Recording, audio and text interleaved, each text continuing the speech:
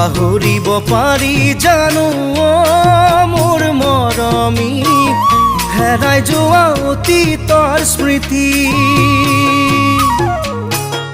কোনে বাৰু লৈছে খবৰ মোৰ মৰমী কেনেকৈ জীয়াই আছো বুলি পাহৰিব পাৰি জানো মোৰ মৰমী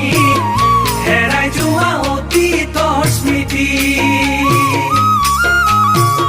কোনে বাৰু লৈছে খবৰ মোৰ মৰমী কেনেকৈ জীয়াই আছো বুলি এনেকৈ এদিন বাগৰি যায় মোৰ দুখৰ সমভাগিনা